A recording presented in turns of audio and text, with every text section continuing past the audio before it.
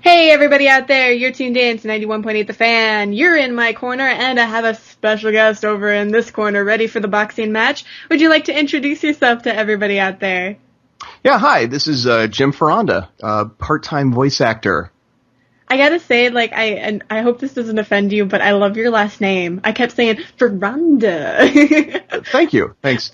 It's Spanish origin, but my father came from the Philippines, so he far Spanish descendant. He came from a native Spanish-speaking part of the island, so there you go. Well, it makes your name very memorable, so hopefully that'll get you more work. Thank you. Now, I'm kind of curious. Obviously, acting sometimes isn't always the first thing that comes to mind that a person wants to do. Did you have something else in the cards, or was there the astronaut dream? What was your first career choice? My first career choice, I wanted to go into filmmaking, so I started out in high school. There was the video making classes, that type of thing. Actually, our high school, from what I understand, was the pilot program in the state of Florida for television production. I'm starting to age myself there. But, and then I went to Central Florida. I entered the film program, and I started realizing there was a movie called The Big Picture with Kevin Bacon. He plays a film student, and he's immediately unemployed when he graduates. So I thought, I need to get a job that I could actually earn money. So I actually switched into advertising. Oh, that's actually really interesting. I mean, I would think advertising would help yourself, especially as a voice actor. Actually, it did. It's pretty much how I got started. Were you just in the right place at the right time, or did you hear about the gig? How did that work? Well, first let me preface this. The ad agency I work for, our largest client is Hasbro Toys. So let's go back 10 years ago. They were relaunching G.I. Joe, Real American Hero, and we did a computer-generated spot. And through some timing constraints, we ended up having to do like an in-agency casting.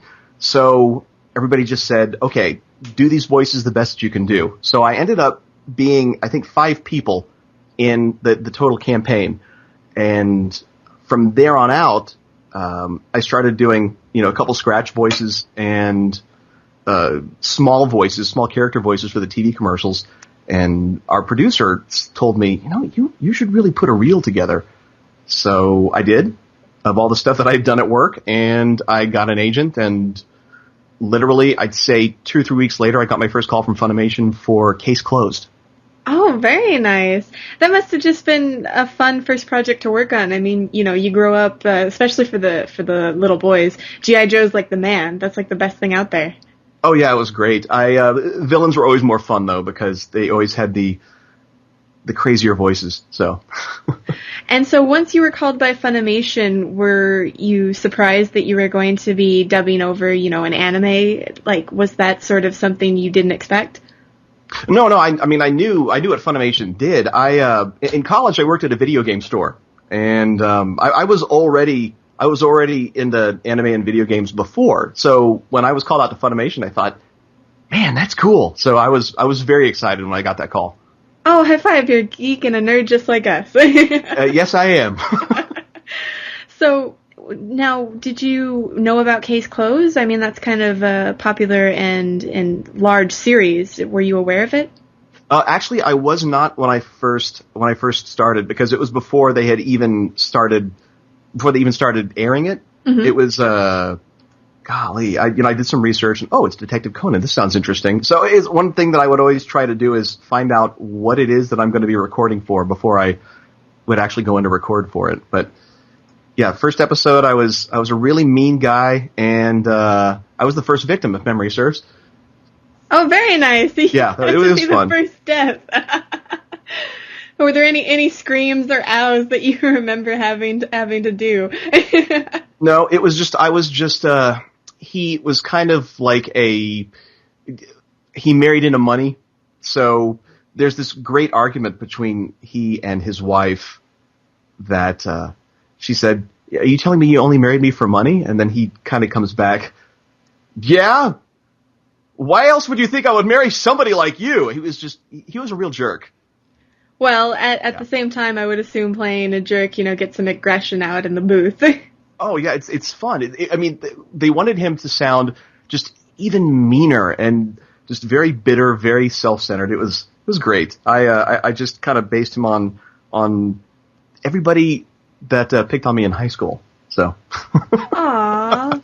I mean, again, most of us, all of us geeks, there've always been those guys that are just, so I just wanted to apply that to this character.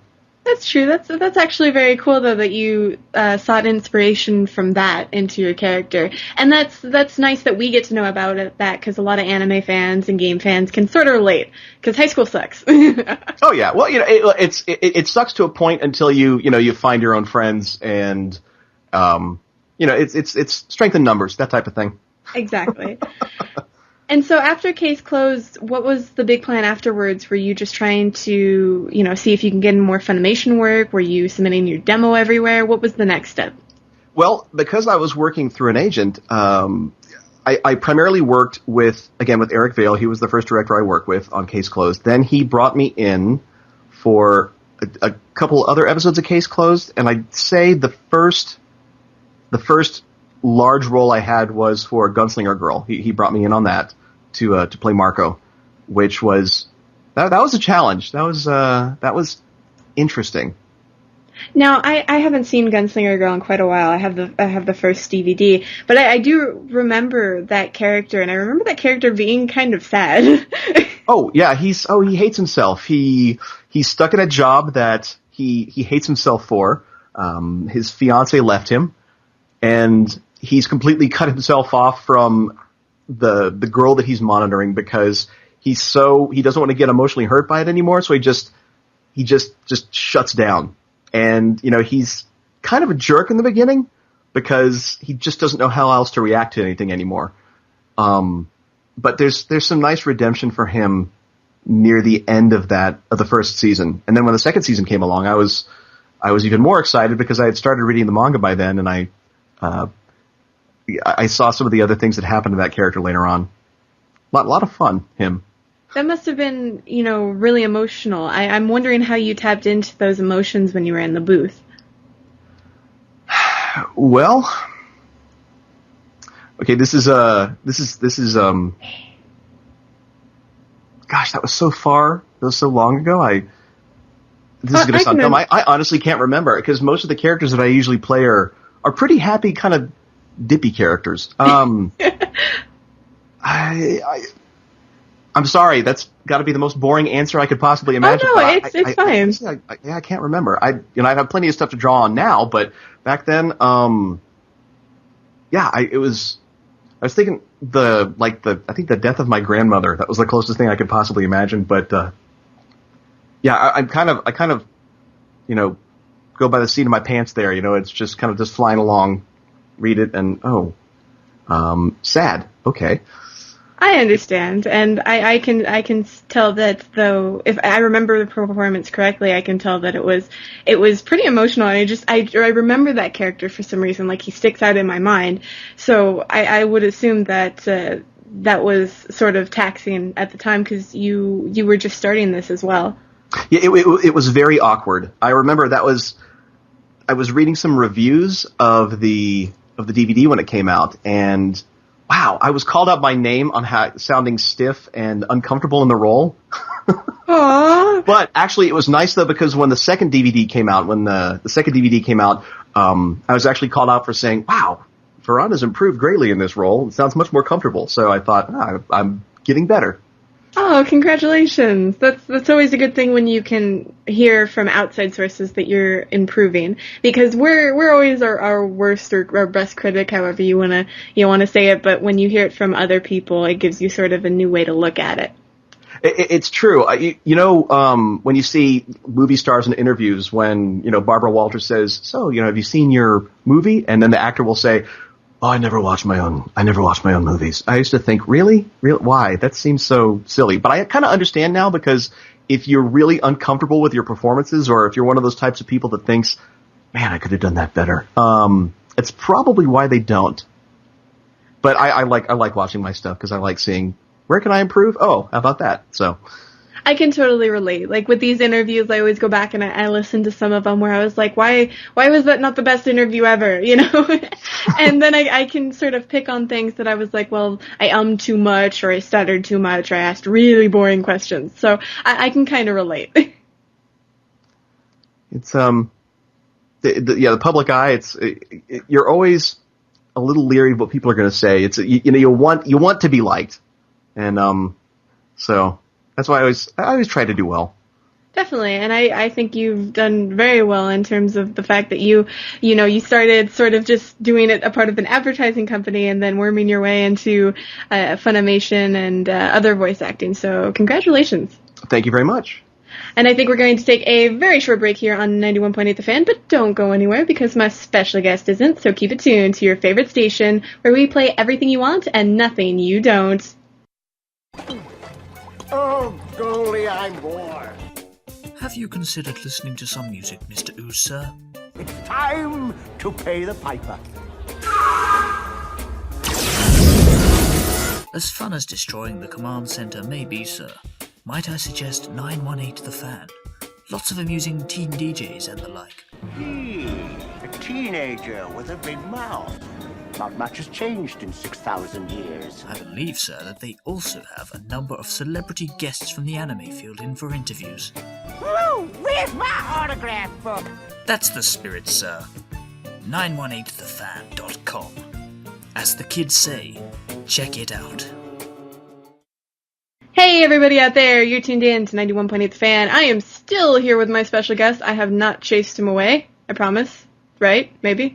I'm still here. Okay, he's still here. And now I'm kind of curious because you're an anime fan, so you know a little bit about the sort of fandom that's involved with that sort of geekiness. But were you kind of interested to see how fans would necessarily react to your voice acting? Actually, yes, I really was. I was curious to see how people would review me. Again, like I would check reviews to see what people would say of Gunslinger Girl. Of when Full Metal Alchemist came out, I was curious if people would like the work that I was doing, because everybody else in these shows, they've been doing it for years, and everybody's really good at it. And I was hoping that I could at least match that quality, because it wasn't, it's not something that I do all the time. And it's not something I had done a lot of when I first started. So I was glad that I wasn't standing out too much like a sore thumb. So.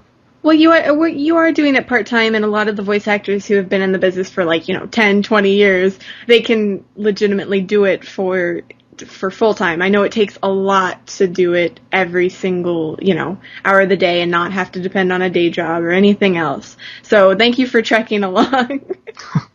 Oh, I love it. I love it. It's, it's one of those things to where if I get a call for any sort of show, I'll want to do it, because it's just, being part of anime culture, it's really cool just to, to kind of be immortalized in that one recording for who knows how long, 20 years from now, if the DVDs are being sold or digital downloads of the same show. Hey, look, there I am. It's almost like that star on the walkway in California, except in anime. That's true. But I think because there are so many people out there that love anime, myself included, I think it means more than just a plaque on a sidewalk. I can agree with that, definitely. I mean, if you don't mind me veering off track just a little bit, for instance, Sailor Moon is the first series that I ever saw. That was my gateway into anime myself, and essentially 91.8 The Fan wouldn't exist if I hadn't seen Sailor Moon. So I understand that anime can, I think, be very impactful and give a lot of meaning to people. Yeah, it's I always used to watch when I was a kid. I think the first anime I saw, of course, it had been kind of hacked in the localization, was Battle of the Planets, right? G-Force, as it was called, and Gatchaman. But it was different than Super Friends. It was different than the Bugs Bunny Roadrunner show. It was just cool, and it stuck with me. The first modern anime that I'd seen when I got older was Akira. Friend of mine in high school, his brother picked it up, and it was like a bootleg of a bootleg on really bad VHS tape, and it just blew my mind. Well, hopefully the North American live action version blows your mind in a good way. I was reading somewhere, what is it? James Franco's going to play Kana or something like that. That's one thing that I'm wondering: are they going to stick with the Japanese names? Or are they going to localize it instead of Neo Tokyo? Is it going to be Neo LA? I think they moved it to New York, if I remember in a recent report. Really? Because it would be, if they do the story justice, I can understand them localizing it for the United States. I can understand that. But as long as I'm not one of those super literal fans where everything has to be exactly the way I picture it in my head, because if any sort of adaptation was like that, it wouldn't make any sense, because everybody has their own ideas. Everybody interprets things differently. Exactly. Yeah. But as long as they get the story right, I think I'll be cool with it. Like, for example, as I said, I know we're going off topic, but with the Dragon Ball Evolution movie, I didn't hate that. I actually enjoyed it. I rented it even after I saw it in the theaters, but everybody hated that movie. I don't know why. Was it? I'll have to check that out. I've heard so many bad things about it. I just kind of stayed away from it. But on your recommendation, I will check it out.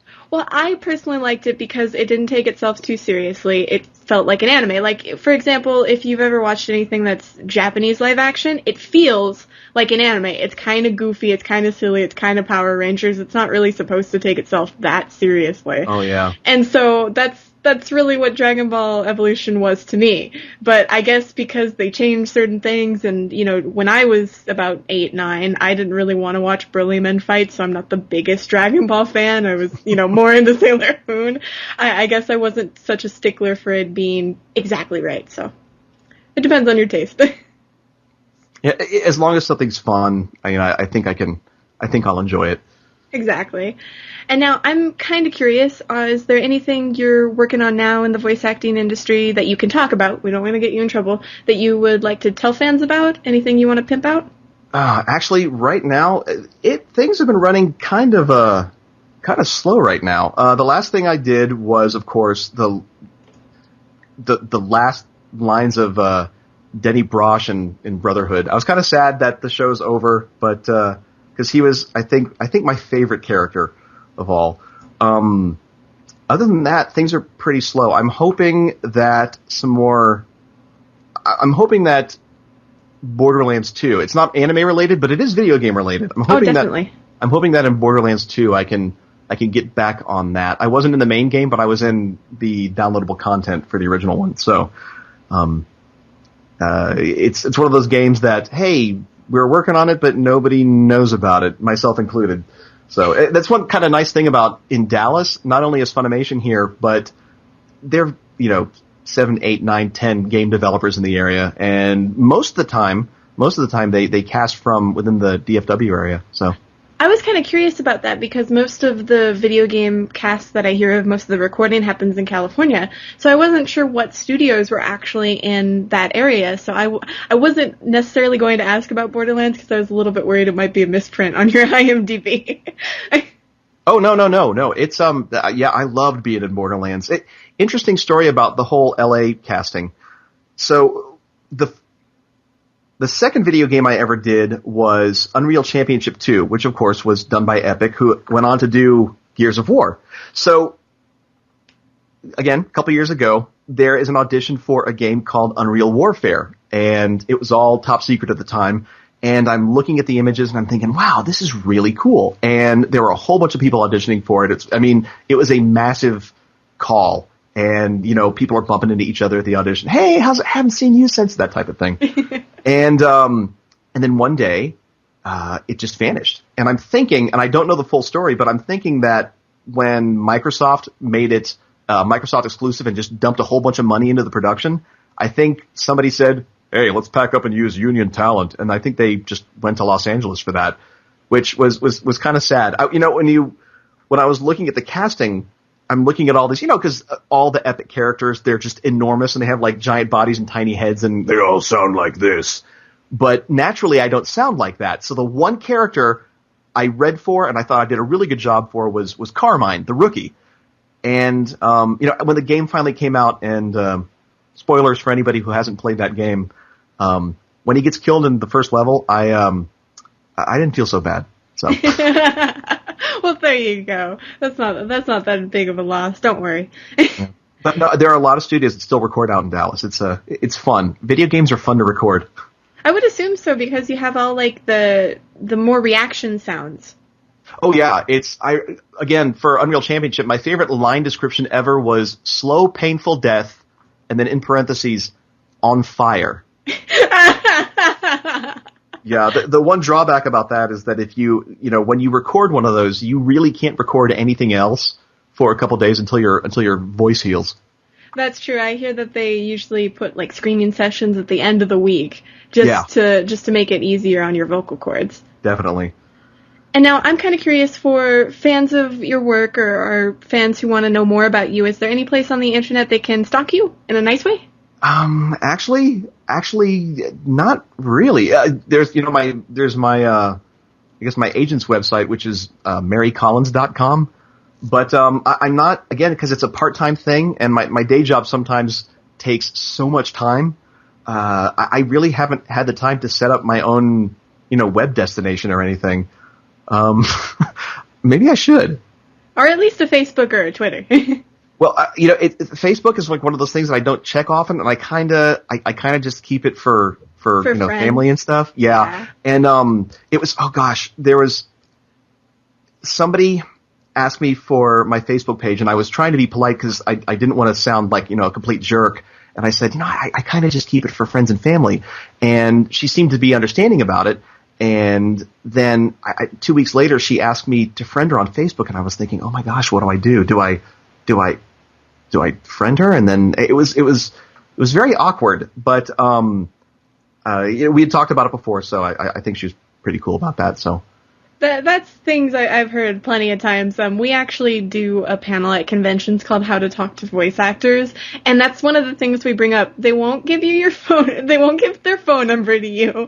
They probably won't give you their personal Facebook. It's not because they don't like you. It's just because they need a private life too. Yeah, fame is interesting because before I was a voice actor, before I did anything remotely like this, my sister was one of the lead anchors for a news affiliate in Houston, and we would go visit her during during Thanksgiving or something like that, and we would be having dinner as a family, and she would be talking, and somebody would come up and just say, "Oh, hey, aren't you aren't you Lisa Foronda?" And she would be very polite, and it's part of having that fame. She would, stop in the middle of the conversation and be very polite, and she was always very polite and courteous to anybody who came up to her. But then that always surprised me because I thought, wow, she has to deal with that all the time. But she's since retired from the news.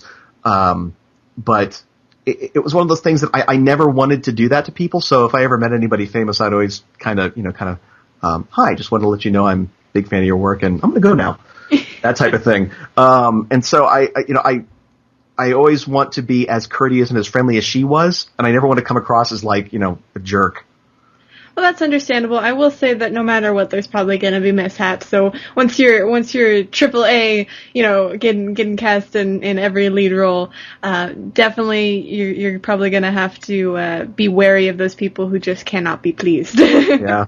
That's the one thing. Like I know exactly where you're coming from because it's just people. I mean, you can't really do much about that. Yeah, it was interesting. So just a story about that. What made me realize how even the famous people are just regular people. For my day job, for helping out with Hasbro, sometimes, actually not really sometimes, but for the last 5 years, I've been going to Comic-Con to help out at the Hasbro booth, which is, hey, trip to Comic-Con, I'll take it. So for the first couple of years, the Hasbro booth was right across catty corner from the Funimation booth. It was back when they had the big fiberglass owl statue from Full Metal Alchemist, but I would see people lined up for the autographs, and I thought, wow, that's amazing. They're all lined up to see, so-and-so. And I just kind of talk to them on a regular, everyday basis, and it made me realize, wow, famous people, they're just like regular people, and it made me look at things just totally different. It was interesting. It was one of those life-changing moments. I had to go through that a little bit too, because when I was about 13, 14, 15, I was totally Johnny Young Bosch fangirl. Like, he would always come to Anime Vegas, which is like my home convention, and when I would go up to him, I'd be all shaky and everything. And then when I started doing this, I had to I had to keep myself in check, and I had to be like, these are normal people. We're talking about their job, Like, I'm not saying you guys aren't awesome, but you kind of have to double check yourself at the door. You have to put everything else aside and sort of, treat them like you would anybody else, but with, as kind and courteous as you would normally do it. Yeah, I mean, and wow, you talk to like everybody. I was looking that, I guess you guys spoke to Charles Martinet yesterday. I mean, that's the voice of Mario. I mean, everybody knows what he sounds like. That's crazy, But again, he's a regular guy, maybe he has a dog or a cat, I don't know. It's just he just happens to have a really cool voice and landed one of the best roles of all time, right? Definitely. Yeah. Though I do have to wonder, hopefully we'll see you maybe at a convention one day. Are you advertising or gunning for that? Oh gosh. I've never been to a convention as a guest. I was invited one point in time, eons ago, and I was kind of surprised because 2 weeks later I was uninvited. I'm assuming maybe a more exciting person came along or somebody who had a much bigger role. But you know what? I totally get that. I understand. But I'm not going to any conventions as a guest. One of the reasons being there's not that much time. Being a part-time person, the day job of course will always take priority, but they're really cool about it because if I have like a session or something, they'll say, oh yeah, go ahead and leave a little bit early. Just come in early the next morning, that type of thing. Oh, that's neat that they're understanding about it. Oh, totally. Yeah. It's laid back in the sense that, we all work, we all like our work. We all, strive to get things done right and done creatively. But if I take an extra long lunch to work on something, then I just stay until, 8, 9 in the evening, that type of thing. Well, I'm kind of curious, since we're nearing the end of this interview, if you'd be willing to participate in a 91.8 The Fan tradition. Sure. We do this live on air, but we ask everybody if they'd be willing to do a radio bump for us. Oh, I would love to. Shoot, go ahead. Awesome. Basically, we ask if you could say, hello, my name is, you say your name, I do this, what you do, whether it's a character, you just want to say, I'm a voice actor, and you're tuned into 91.8 The Fan. Gotcha. Hey everybody, this is Jim Foronda. I am a voice actor, sometimes, but right now I am on 91.8 The Fan, and so are you. Oh, very nice. You did a little twist on that. I like that. Sorry, I was again, flying by the seat of my pants. I'm sorry I cut you off. Go ahead. No, it's fine. I actually really like that because sometimes we don't get people who do anything creative. So that was creative enough for me. I'm thank cool you. With that one. Is there anything else you'd like to say to the fans out there? Hey everybody. Thanks for listening to me. I was really honored to get this interview. It's my first interview ever. Being a night recorder, part-time person, most of my roles are really small, but if you like the roles that I was in, thank you so much, because I try to make them good. And thank you so much for joining the show. It was absolutely fun, and I hope we can have you back on in the future. Oh, Jackie, I would love it. Thank you so much for asking me. This was awesome. Oh, not at all. And for anybody out there that missed any of this interview, make sure to keep it tuned to our website, 918thefan.com, where it'll be posted up in the next few days. Also, you want to keep on listening because I have awesome music for you. Up next is Through the Night from Outlaw Star, so keep it tuned to 91.8 The Fan. Everything you want and nothing you don't.